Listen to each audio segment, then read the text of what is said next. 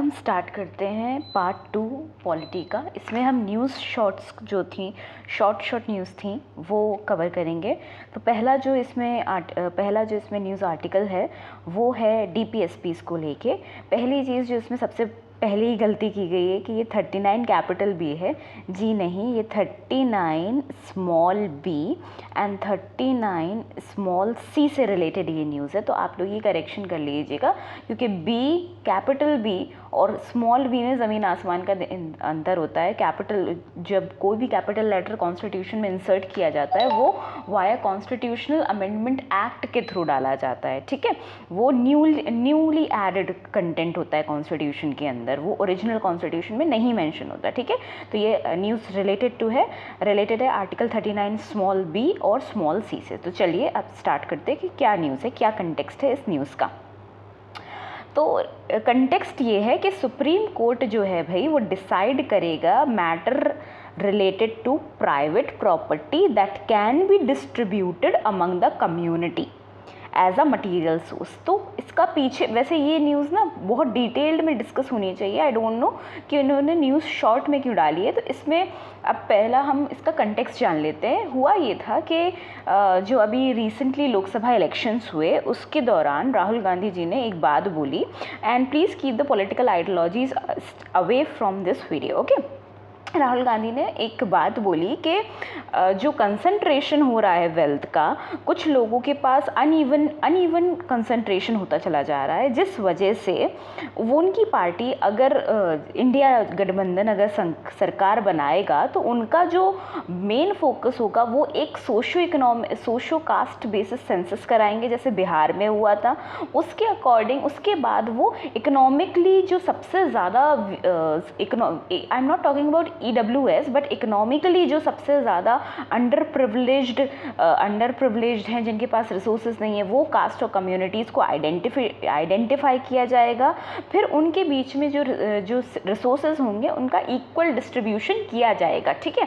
तो अगर हम कम्युनिटी के वेलफेयर की बात कर रहे हैं तो welfare in the constitution of India is mention where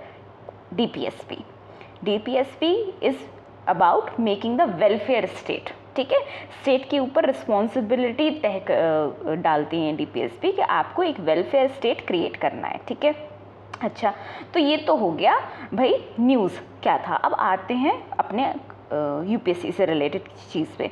39B क्या है? 39B जो है DPSP का, ये बोलता है कि भाई स्टेट जो है ना उसके पास ये राइट है कि वो कोई भी इस तरीके की पॉलिसी बना सकता है कि जो भी मटेरियल्स रिसोर्सेज हैं कंट्री के अंदर वो कम्युनिटी के बीच में बांट सकता है, डिस्ट्रीब्यूट कर सकता है to serve the common good, ठीक है। ये है 39B। अच्छा, अब 39C क्या कहता है? 39C ये कहता है कि ये अनइवन कंसंट्रेशन ऑफ वेल्थ है उसको रोका जाए। मतलब क्या? आपने ये सुना होगा कि 1% पॉपुलेशन जो है अभी करेंटली इंडिया की, they hold about 99% of wealth, और जो 99% पीपल है इंडिया के, दे होल्ड 1% ऑफ वेल्थ। तो ये तो भाई DPSP के अगेंस्ट जा रहा है। इसलिए 39C is about the uneven concentration of wealth, और 39B जो है वो सरकार को ये हक देता है कि भाई आप जो भी रिसोर्सेज हैं, मटीरियल रिसोर्सेज हैं कंट्री के, उसको आप डिस्ट्रीब्यूट कर सकते हो कॉमन गुड के लिए, लोगों के भलाई के लिए आप कर सकते हो। इसके लिए क्या हुआ, एक बड़ा ही कॉन्स्टिट्यूशन, मतलब बहुत ही एक लंबी जंग हुई है इसमें। सबसे पहले जो हम स्टार्ट करते हैं तो आया था भाई 1973 में केशवानंद भारती केस। आपको एक चीज़ पता होनी चाहिए कि जब इंडिया जो आज़ाद हुआ 1951 में, तो गवर्नमेंट ऑफ इंडिया का मेन टारगेट जो था वो था लैंड रिफॉर्म करना, क्योंकि उस टाइम पे ज़मींदार हुआ करते थे, बड़े बड़े प्रिंसली स्टेट हुआ करते थे, उनके पास बहुत ज़्यादा लैंड हुआ करती थी, और वो उसे as a private property consider करते थे। तो जो लैंड रिफॉर्म बिल है, जो हमारी सरकार जब 1951 में आई, तो उन्होंने लैंड रिफॉर्म करने की कोशिश की, जो इसमें वो काफ़ी कुछ हद तक सक्सेसफुल हुए। फिर आया 1973 में आया केशवानंद भारती का जजमेंट, ठीक है। उससे निकल के आया बेसिक स्ट्रक्चर का डॉक्ट्रिन। अब ये जो चीज़ है ये आपको लक्ष्मीकांत से रीड करनी है। ठीक है। तो उस बेसिक स्ट्रक्चर के डॉक्ट्रिन में ना सुप्रीम कोर्ट ने एक बात बोली, पार्लियामेंट की अमेंडिंग पावर जो है कॉन्स्टिट्यूशन को भी, वो भी बेसिक स्ट्रक्चर के अंदर डाल दिया। तो जो पार्लियामेंट की जो पावर थी ना, मतलब हम सुप्रीम है, वो उसको थोड़ा सा ना कंट्रोल कर दिया बेसिक स्ट्रक्चर डॉक्ट्रिन ने सुप्रीम कोर्ट की, जो 1973 केशवानंद भारती केस से आई। उसके बाद इससे पहले ही 1971 में इंदिरा गांधी जी ने 25th कॉन्स्टिट्यूशनल अमेंडमेंट एक्ट पास किया था। ये एक्ट क्या था, अब इस पे हम आते हैं, ठीक है। अभी हम केशवानंद भारती की टाइमलाइन को डिस्कस करते हैं। 1976 42nd कॉन्स्टिट्यूशनल अमेंडमेंट एक्ट से पार्लियामेंट ने आर्टिकल 368 जो कॉन्स्टिट्यूशन को अमेंड करता है उसे ही अमेंड कर दिया, और उसमें एक क्लॉज ऐड कर दिया था कि भैया जो पार्लियामेंट है वो सुप्रीम है, कॉन्स्टिट्यूशन को वो किसी भी तरीके से अमेंड कर सकती है, और जो अमेंड किया जाएगा ना कॉन्स्टिट्यूशन को, वो जुडिशियल रिव्यू के अंदर नहीं आएगा, ठीक है। ये 42nd कॉन्स्टिट्यूशनल अमेंडमेंट एक्ट में डाल दिया गया। अब हम चलते हैं वापस 25th कॉन्स्टिट्यूशनल अमेंडमेंट एक्ट के ऊपर। 25th कॉन्स्टिट्यूशनल अमेंडमेंट एक्ट जो 1971 में आया, तो सरकार का ना मेन मकसद जो था वो DPSPs को अप्लाई करने का। अब DPSP को अप्लाई करने में ना सबसे बड़ा रोड़ा, जो रास्ते का रोड़ा जो गवर्नमेंट का हो रहा था, जो बैरियर हो रहा था, वो था फंडामेंटल राइट। वो भी fundamental right 14, fundamental right 19 and 31, क्योंकि उस टाइम पे ना राइट टू प्रॉपर्टी भी एक फंडामेंटल राइट हुआ करता था, जो फिर एक कॉन्स्टिट्यूशनल या लीगल राइट बना दिया गया in the 48th constitutional amendment act, उसको हटा ही दिया गया, ठीक है। तो 25th कॉन्स्टिट्यूशनल अमेंडमेंट एक्ट ने किया क्या? 25th कॉन्स्टिट्यूशनल अमेंडमेंट एक्ट ने जो है वो आर्टिकल 31C ऐड किया इंडियन कॉन्स्टिट्यूशन में, और उसमें बताया गया कि अगर पार्लियामेंट DPSP नंबर 39B और 39C को इम्प्लीमेंट अगर करती है, कोई भी लॉ पास करती है, और अगर वो लॉ आर्टिकल 14 और आर्टिकल 19 को वॉयलेट किया जाएगा तो कोई दिक्कत नहीं है, प्लस वो जुडिशियल रिव्यू के अंदर भी नहीं आएगा, ठीक है। ये चीज़ हो गई थी, ये चीज़ थी 25th कॉन्स्टिट्यूशनल अमेंडमेंट एक्ट के अंडर, ठीक है। अब भाई बात आई मिनर्वा मिल केस की 1980s में, ठीक है। मिनर्वा मिल्स केस में ना एक डॉक्ट्रिन निकल के आई जिसे बोलते हैं डॉक्ट्रिन ऑफ हार्मोनियस कंस्ट्रक्शन। यहाँ पे ना मैं इतनी ज़्यादा इन्फॉर्मेशन नहीं दे रही हूँ क्योंकि एज वीडियो की लेंथ भी डिपेंड करती है, लेकिन प्लीज़ आई विल ट्राई कि मैं एक सेपरेट वीडियो बनाऊँ जिसमें major important constitutional amendment act discuss किए जाएं। जैसे आपने भी देखा होगा 2025 में कॉन्स्टिट्यूशनल अमेंडमेंट एक्ट से रिलेटेड क्वेश्चन आ गया कि कौन सी लैंग्वेज को कौन से कॉन्स्टिट्यूशनल अमेंडमेंट एक्ट के थ्रू ऐड किया गया था, मैथिली वाली जो क्वेश्चन था, तो उस पर हम डिटेल में तब में डिस्कस कर लेंगे। अच्छा, 1980 में मिनर्वा मिल केस आया। मिनर्वा मिल केस में डॉक्ट्रिन ऑफ हार्मोनियस कंस्ट्रक्शन आई। इसमें ये बताया गया कि जो कॉन्स्टिट्यूशन है ना वो एक स्टेबल बेडरॉक पे प्लेस्ड है, जो एक बैलेंस होना चाहिए फंडामेंटल राइट्स और DPSP के बीच में, ठीक है। साथ ही साथ मिनर्वा मिल केस ने ये भी बता दिया कि 42nd कॉन्स्टिट्यूशनल अमेंडमेंट एक्ट में जो ये बात बोली गई थी ना कि जुडिशियल रिव्यू अनकॉन्स्टिट्यूशनल है, सॉरी जुडिशियल रिव्यू नहीं कर सकते किसी भी पार्ट का कॉन्स्टिट्यूशन के, अगर उसे अमेंड कर दिया गया तो वो अनकॉन्स्टिट्यूशनल है, ठीक है। तो ये चीज़ मिनर्वा मिल केस में आई। अब इसका ना ये जो टॉपिक है इसमें आपको पढ़ना क्या क्या है, इसमें आपको DPSP नंबर 39B 39C पढ़ना है, कॉन्स्टिट्यूशनल अमेंडमेंट एक्ट 25th पढ़ना है, आर्टिकल 31C पढ़ना है, ठीक है। उसके साथ साथ आपको क्या पढ़ना है कि आप मिनर्वा मिल केस को भी रीड करो, ठीक है। उसमें सुप्रीम कोर्ट ने क्या क्या जजमेंट दी थी, और मिनर्वा मिल जो केस जो है ना वो एक्सटेंडेड वर्जन है केशवानंद भारती की में जो डॉक्ट्रिन ऑफ बेसिक स्ट्रक्चर आई उसी का, ठीक है। तो ये न्यूज़ बहुत डिटेल्ड में डिस्कस होनी चाहिए थी, बट अनफॉर्चुनेटली ये न्यूज़ शॉर्ट में करके दी गई है, तो मैंने इसमें जितना हो सके उतना इन्फॉर्मेशन दिया है, but please do read it out from Laxmikanth, okay. अब हम बात करते हैं आर्टिकल 329B की। अच्छा, 329B, पहले तो हम ये देखते हैं कि 329B किससे डील करता है, कौन से पार्ट में कॉन्स्टिट्यूशन के। तो आर्टिकल 324 से लेके 329 तक जो है वो हमारे इलेक्शंस से रिलेट करता है, ठीक है। कौन से पार्ट में? पार्ट 15, पार्ट 15 में है, ठीक है, इलेक्शन से रिलेटेड है, ठीक है। अच्छा, अब आते हैं न्यूज़ पे। न्यूज़ में ये कहा गया 329B, और हम इसमें 329A को भी डिस्कस करेंगे कि 329B में ये बोला गया कि जब इलेक्शन की प्रोसेस चल रही है, इलेक्शन की जो प्रोसेस चल रही है, मतलब इलेक्शन कमीशन ऑफ इंडिया ने नोटिफिकेशन जारी कर दिया है, टिल द डे इलेक्शन का रिजल्ट नहीं डिस्क्लोज किया जाता। मतलब जैसे अभी उन्हें मार्च के मिड मार्च में इलेक्शन का नोटिफिकेशन जारी किया गया और रिजल्ट आया 4 जून को, ठीक है। तो मिड मार्च से 4 जून का जो टाइम था वो इलेक्शन का टाइम था, इलेक्शन प्रोसेस का टाइम था। तो इस दौरान इलेक्शन प्रोसेस के अंदर जुडिशियल इंटरवेंशन नहीं की जा सकती, ठीक है। रिसेंटली मैं से रीड आउट कर देती हूँ। Election commission of India invoked article 329B of the constitution before the supreme court to limit the judicial intervention in the electoral process. Electoral process क्या है वो अभी आपको बता दिया। अच्छा, 329B जो है वो डील करता है, no election to the house of parliament और to the house of legislature of the state shall be questioned by an election petition presented in any court of law, ठीक है। ये हमने अभी बता दिया कि 329 से 324 से 329 जो पार्ट 15 जो है वो इलेक्शन से डील करता है, ठीक है। अच्छा, इसमें ना एक कैच है, यहाँ पे article 329 is only talking about during elections only. इसका मतलब क्या है कि after the election got over अगर कोई इलेक्शन डिस्प्यूट आता है तब द कोर्ट कैन इंटरवीन, और उसके लिए हाई कोर्ट्स में आप अप्लाई कर सकते हो and then you can go to the supreme court as well, ठीक है। आरपीए में भी ये चीज़ मेंशन की गई है कि ड्यूरिंग द इलेक्शन प्रोसेस आप उसको चैलेंज नहीं कर सकते, ठीक है। इलेक्शन पिटीशन वगैरह को नहीं चैलेंज कर सकते, ठीक है।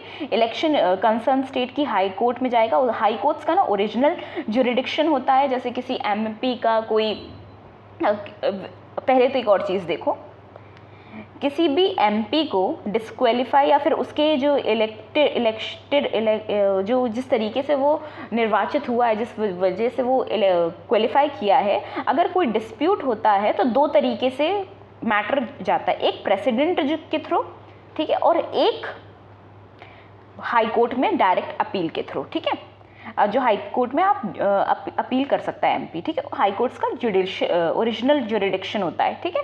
Article 3131, I guess I am okay, I am correct, if I am not please मेरे को सही आर्टिकल बताइएगा, ये होमवर्क है, ठीक है। सुप्रीम कोर्ट का एपलेट ज्यूरिडिक्शन है, कोई भी कैंडिडेट अगर समझता है कि हाई कोर्ट से उसे न्याय नहीं मिला तो वो सुप्रीम कोर्ट भी जा सकता है, ठीक है। अब बात करते हैं फॉर्म 17 कैपिटल सी की। अच्छा, एक और चीज़ ना, हम जब 329B को डिस्कस कर रहे हैं तो 329A को भी डिस्कस कर लेते हैं, स्मॉल को। 329 स्मॉल ए जो है कि जो हमारे इलेक्शन से पहले जो डिलिमिटेशन एक्सरसाइजेज होती हैं, वैसे तो डिलिमिटेशन एक्सरसाइजेज 4 बार हुई हैं, मतलब कि किस ज़िले में कौन खड़ा, कितनी सीट्स आएंगी एमएलए की, या फिर कितनी कॉन्स्टिट्यूएंसीज़ को डिवाइड किया जाएगा, ये जो सारे मैटर्स हैं रिलेटेड टू डिलिमिटेशन वो कोर्ट में आप चैलेंज नहीं कर सकते। ये 329A में कॉन्स्टिट्यूशन में मेंशन है, ठीक है, ये इंपॉर्टेंट है। सो 329 बेसिकली जो आर्टिकल है वो क्या करता है, bar to influence by the court in the election process, मतलब क्या, कोर्ट्स की दखलंदाजी को ना हो इलेक्शन प्रोसेस में, उसको लिमिट करता है, ठीक है। अच्छा, अब आते हैं फॉर्म 17C पे। फॉर्म 17C क्या है? इट्स बेसिकली एक न्यूज़ जो है, एक एनजीओ है ADR association for democratic reforms करके एक एनजीओ था। इसने सुप्रीम कोर्ट में एक अर्जी स्पेशल लीव पिटिशन डाली थी बेसिकली, कि जो इलेक्शन कमीशन है ना वो विद इन 48 आवर्स, अगर जैसे सपोज करो कोई कॉन्स्टिट्यूएंसी है XYZ कॉन्स्टिट्यूएंसी, तो उसमें कितना लोग वोटर टर्नआउट हुआ, कितने लोगों को क्या कितने लोगों ने बूथ पे रहे, क्या क्या एक्सरसाइज, मतलब जो भी रिलेटेड टू इलेक्शन से रिलेटेड जानकारी है related to that constituency within 48 hours वो ऑनलाइन अपनी वेबसाइट पे डालें, तो उसको बोलते, वो फॉर्म जो होता है वो होता है फॉर्म 17C। तो इसमें जो न्यूज़ है ये है, अब इसके कंटेक्स्ट पे आते हैं। इलेक्शन कमीशन ने सुप्रीम कोर्ट को बोला, do not permit sharing of form 17C data with any entity apart from polling officials.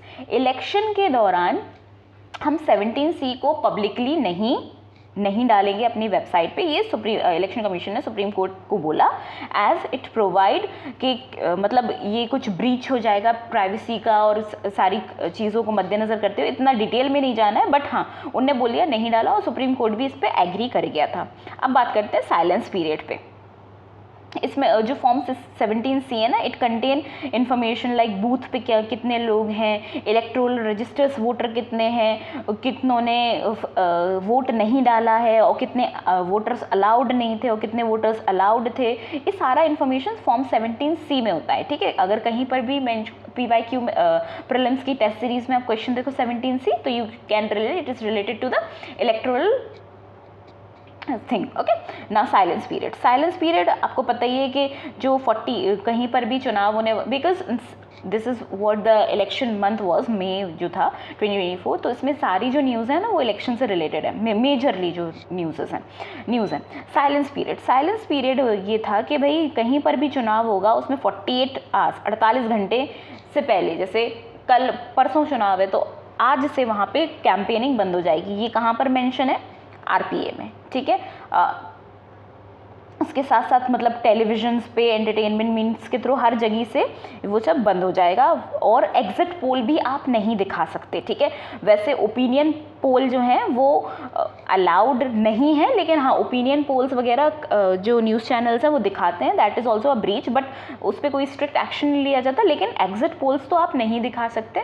साथ साथ आपको 48 घंटे पहले कैंपेन किसी भी तरीके की, चाहे आप इलेक्ट्रॉनिक मीडिया, प्रिंट, किसी भी तरीके की कैंपेन कर रहे हो, उससे आपको रोकना पड़ेगा। ठीक, अब आते हैं वर्ल्ड फ्रीडम इंडेक्स पे। वर्ल्ड फ्रीडम इंडेक्स जो है पेरिस की एक NGO है, रिपोर्टर्स विदाउट बॉर्डर्स, वो पब्लिश करती है 180 कंट्रीज़ की रैंकिंग में। इंडिया 159 रैंकिंग पे, जो बहुत ही ख़राब रैंकिंग है।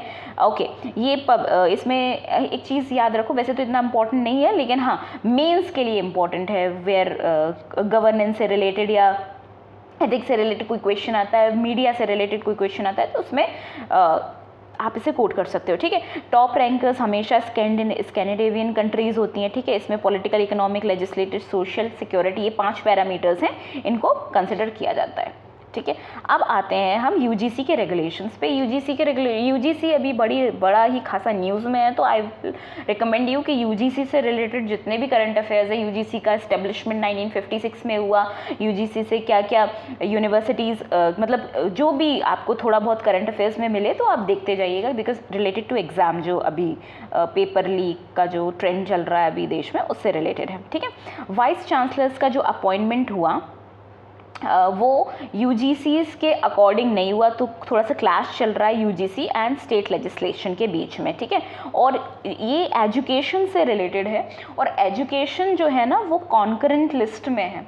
कॉन्करेंट लिस्ट में होने का मतलब 7th शेड्यूल में जो 3 लिस्ट दी गई हैं, central list, state list and concurrent list, तो कॉन्करेंट लिस्ट का सब्जेक्ट है एजुकेशन। अब ये सेंटर स्टेट रिलेशंस में भी आ जाता है, बिकॉज यहाँ पे जो है पार्लियामेंट भी लॉ बना सकती है, जैसे UGC बनाया है, ये पार्लियामेंट ने बनाया 1956 के एक्ट से, और स्टेट भी इस पर लॉ बना सकती है। अब आर्टिकल जो 255 है इंडियन कॉन्स्टिट्यूशन का, जो आर्टिकल 255 है, उसके अकॉर्डिंग ना अगर किसी मैटर पे मतलब स्टेट ने भी लॉ बनाया है और सेंट्रल ने भी लॉ बनाया है, तो जो सेंट्रल लॉ है ना वो प्रिवेल होगा। ये सेंटर स्टेट रिलेशन में आता है, जो पार्ट 7 है Indian constitution. Guys please remember the static details, because static भी बहुत इंपॉर्टेंट है, उस स्टैटिक पे बेस्ड ही करंट का डेवलपमेंट होता है। तो पार्ट 7 जो है इंडियन कॉन्स्टिट्यूशन का, that deals with the centre state relationship. Part 6 क्या है वो आप मुझे कमेंट्स में बताइएगा। ठीक है, ओके। अब सेंट्रल स्टेट रिलेशंस में भी ना, मैं पूरा सेंट्रल स्टेट रिलेशन नहीं बता रही हूँ बट कुछ चीज़ें बता रही हूँ। आर्टिकल 245 से 256 जो है वो 255 जो है वो लेजिस्लेटिव रिलेशंस है। आर्टिकल 256 से 263 जो है एडमिनिस्ट्रेटिव या एग्जीक्यूटिव रिलेशनशिप है। आर्टिकल 264 से 293 जो है वो बेसिकली फाइनेंशियल रिलेशंस हैं। उसी में एक और आर्टिकल आ जाता है जिसे बोलते हैं आर्टिकल 280 जो डील करता है फाइनेंस कमीशन से, वो भी सेंट्रल स्टेट रिलेशंस का पार्ट है। ठीक है, इतना याद रखिएगा। सॉरी बहुत ज़्यादा इन्फॉर्मेशन हो गई, सॉरी, बट आई थिंक ये इंपॉर्टेंट है। ठीक है, अच्छा, यूजीसी को इस्टेब्लिश किया गया। अब यूजीसी की जो रेगुलेशंस आई थी ना, वो appointment of teachers, staffs, higher standard staff और जो उनके मेंटेनेंस से रिलेटेड रेगुलेशंस बनाई गई थी। ये किस किस पे अप्लाई होती हैं? सेंट्रल जो all the universities established bye centre and state, सरकारी, केंद्र सरकारी और राज्य सरकारी जितनी भी यूनिवर्सिटीज़ हैं, plus all colleges and institution recognised by UGC. ठीक है, मतलब प्राइवेट जो भी इंस्टीट्यूशन से जिन्हें यूजीसी से एफिलिएशन मिला है, plus all the institution deemed university by UGC's. ठीक है, अब सिलेक्शन जो है, इसमें सिलेक्शन के लिए 3 to 5 सूटेबल एक सर्च कमेटी होती है जिसमें 3 से 5 जो है कैंडिडेट होते हैं, और ये इसमें एक चेयरमैन भी होता है। और इसमें जो है वाइस चांसलर का अपॉइंटमेंट के लिए ना एक डिस्टिंग्विश एकेडमिक क्राइटेरिया भी है, जिसमें 10 इयर्स का एक्सपीरियंस होना चाहिए प्रोफेसर का, as a professor in a university, और 10 years experience in a equivalent position. ठीक है, अच्छा, इसमें एजुकेशन जो है मैंने भी आप लोग को बता ही दिया था कि 7th शेड्यूल में कॉन्करेंट लिस्ट का पार्ट है। तो सेंटर और स्टेट में से जो आप, मैंने आर्टिकल गलत बता दिया था, 255 बोला था, this is 254, this is 254। Okay, तो उसे चेक कर लीजिएगा, उसे देख लीजिएगा। ठीक है, बस इस यूजीसी में इतना ही इंपॉर्टेंट था। अब बात करते हैं भाई डिप्लोमेटिक पासपोर्ट की। तो अभी रिसेंटली एक मेंबर ऑफ पार्लियामेंट है जिनके ऊपर सेक्सुअल अब्यूज़ के बहुत सारे चार्जेस लगे, कर्नाटका के वो थे, और वो अपना डिप्लोमेटिक पासपोर्ट यूज़ करके वो जर्मनी चली गए। ठीक है, काफ़ी टाइम तक उनके खिलाफ बहुत सारी कंप्लेंट्स भी हुए, एसआईटी भी गठित हो गई थी, बट अब वो वापस आ चुके हैं। तो उससे रिलेटेड है, तो उस पॉलिटिकल न्यूज़ में ना जाके हम डिप्लोमेटिक पासपोर्ट के ऊपर आते हैं। डिप्लोमेटिक पासपोर्ट क्या होता है? बेसिकली जो पासपोर्ट होता है वो मिनिस्ट्री ऑफ फॉरेन अफेयर्स जो है वो इशू करती है। ठीक है, वो अब ये डिप्लोमेटिक पासपोर्ट को पहले बात करते हैं। एक डिप्लोमेटिक मतलब डेजिग्नेटेड मेंबर को मिलता है।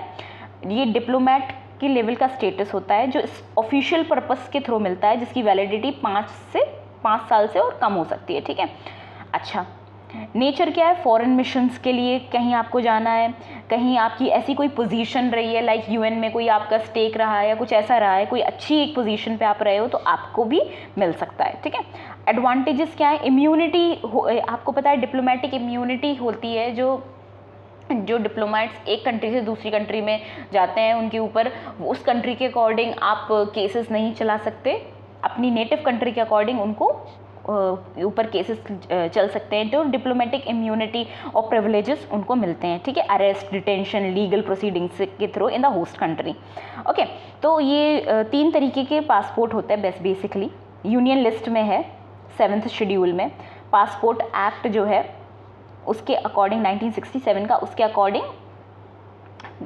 जनरेट किया जाता है। ठीक है, ओके, इसमें 3 तरीके के पासपोर्ट है। एक ब्लू कलर का है, ऑर्डिनरी, जो नॉर्मल लोगों को मिलता है। डिप्लोमेटिक वाला वाइट कलर का है, ऑफिशियल मरून कलर का है। ठीक है, अच्छा, ये जो है हमने बताया जैसे कि वो जो सर थे वो जर्मनी चले गए थे, तो एक वीज़ा वेवर एग्रीमेंट है 33 कंट्रीज़ प्लस जर्मनी, इंडिया ने साइन करके रखा है, जो दिस एग्रीमेंट अलाउ करता है।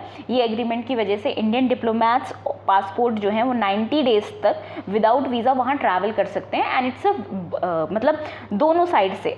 ठीक है, अच्छा, सेंट्रल पासपोर्ट ऑर्गेनाइजेशन जो बॉडी है, मैंने ये लिख लिया था, सेंट्रल पासपोर्ट ऑर्गेनाइजेशन बॉडी जो 1979 में स्टैब्लिश हुई थी under ministry of foreign affairs, तो वो कंट्रोल करते हैं पासपोर्ट से रिलेटेड कोई भी इंफॉर्मेशन। अब स्टार्ट करते हैं आईआर। तो अब आईआर शुरू करते हैं, और आईआर में जो पहली न्यूज़ है, India act of balancing bilateral relationships. ठीक है, क्या न्यूज़ है बताते हैं। इंडिया ने ना चाबहार से रिलेटेड फिर से कुछ डील्स या कुछ बातें स्टार्ट करी, किससे? ईरान से। अब चाबहार पोर्ट कहाँ है ये आपको देखना है। एक होमवर्क मैं आप लोग को दे रही हूँ। होमवर्क ये है कि पोर्ट बंदर Abbas, port Chabahar, port Gwadar, port Karachi, ये वेस्ट टू ईस्ट आपको अरेंज करना है, ठीक है? ये होमवर्क है। अब न्यूज़ पे आते हैं और देखो ऐसे ही प्लेसेस ऑफ न्यूज़ के ना क्वेश्चंस बनते हैं, ठीक है? और एक और होमवर्क है, ब्रांड लाइन क्या है, क्या ये इमेजिनरी लाइन है या फिर ये नॉर्मल लाइन है, और कौन कौन सी कंट्रीज़ और कौन से हेमिस्फेयर को ये डिवाइड करती हैं और किस बेसिस पे ये डिवाइड करते हैं, ये भी होमवर्क है, ठीक है? अच्छा, पोटेंशियल, अब यूएस जो है वॉर्न किया इंडिया को, potential sanctions on India if it's sign the Chabahar port deal with Iran, ठीक है? अब प्रॉब्लम क्या है भाई यूएस को? यूएस ये चाहता है कि भाई कोई भी country Iran, north Korea, China तो इतना नहीं, खैर रशिया, इनके साथ रिलेशंस नहीं रखे। क्यों नहीं रखे? क्योंकि भाई वो यूएस चाहता है। नहीं, ऐसा कुछ नहीं है, but there are some acts has been passed by the USA की कांग्रेस ने कुछ एक्ट्स पास करके रखे हैं, जैसे कैट्सा, S-400 मिसाइल सिस्टम। कोई भी कंट्री अगर रशिया से खरीदती है तो वो कैट्सा को अट्रैक्ट करेगी, उसके कैट्सा के थ्रू उस पर सैंक्शंस लगेंगे। ये यूएस का कहना है, जो एक टाइम पे लग भी चुके हैं। किस पे? टर्की पे, कुछ वक्त पहले। इंडिया पे नहीं लगे बिकॉज इंडिया ने डिप्लोमेटिकली, बिकॉज इंडिया की फॉरेन पॉलिसी ऐसी है जिससे इंडिया ने अपने नेशनल इंटरेस्ट को बता के रखा है कि इंडिया के नेशनल इंटरेस्ट बहुत इंपॉर्टेंट है, ठीक है? अच्छा, फेडरल लॉ है कैट्सा, 2017 में आया था, इम्पोज करता है सैंक्शंस अगर कोई भी कंट्री कोई भी तरीके का ट्रांजैक्शन करती है। किससे? ईरान, नॉर्थ कोरिया और रशिया से।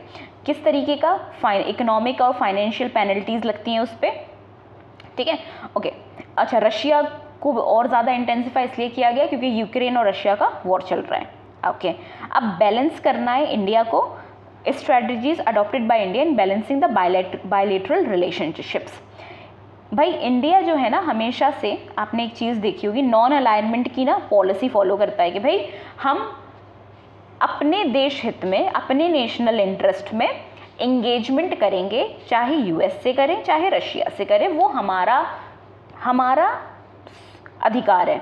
आपके अकॉर्डिंग हम अपनी फॉरेन पॉलिसी को नहीं चलाएंगे। ये इंडिया का एक स्टैंड है, जो स्ट्रेटजी है, ठीक है? इंडिपेंडेंट रिलेशनशिप हम इंडिया और यूएस से रखेंगे, refusing to let any other one to dictate its foreign policy।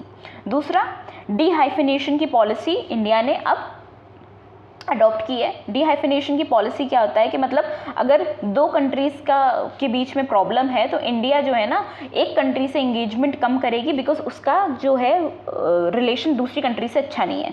तो वो हमने देखा अभी इजराइल पैलेस्टाइन के बीच में जो इश्यूज़ रहे हैं, काफ़ी वक्त से रहे हैं। क्या इशू है वो आप फॉरेन रिलेशन में पढ़ोगे, IR में पढ़ोगे। ओके, तो इंडिया ने ना अब डिहाइफिनेशन की पॉलिसी अपनाई है और इजराइल के साथ एंगेजमेंट किया है, ठीक है? वाइडर एंगेजमेंट एंड आउटरीच, जैसे ऑपरेशन गंगा इंडिया ने 2022 में लॉन्च किया, जब रशिया यूक्रेन के बीच में युद्ध हुआ, जब इंडिया के जो स्टूडेंट्स थे वो यूक्रेन, ईस्टर्न यूरोप मेजरली जो रशिया से रिलेटेड है वहाँ पे फंस गए थे। वहाँ पे उसके लिए इंडिया का विजन है मल्टीपोलर वर्ल्ड और मल्टीलेटरलिज्म को प्रमोट करना, ठीक है? UNSC और WTO में रिफॉर्म्स के लिए इंडिया बात करता है। ऑफरिंग ऑल्टरनेटिव मैकेनिज्म, जैसे आपने देखा होगा रूपी रूबल ट्रेड एग्रीमेंट आए हैं, बहुत सारी कंट्रीज़ के साथ इंडिया जो है करेंसी एक्सचेंज भी साइन अप करता चल रहा है, ठीक है? ताकि डी-डॉलराइजेशन हो, ठीक है? सॉफ्ट पावर का यूज़ करना, जो क्योंकि इंडियन सिटीजन्स, इंडिया के ओरिजिन के लोग पूरे वर्ल्ड में अभी माइग्रेटेड हैं। अब पहले एक टाइम पे सिर्फ गल्फ में ज़्यादा जाते थे, बट अब कनाडा और US की तरफ ज़्यादा जा रहे हैं। इंडिया एक मीडिएटर का भी रोल प्ले कर रहा है। इंडिया का एक स्टेक अच्छा खासा हो चुका है ग्लोबल साउथ में।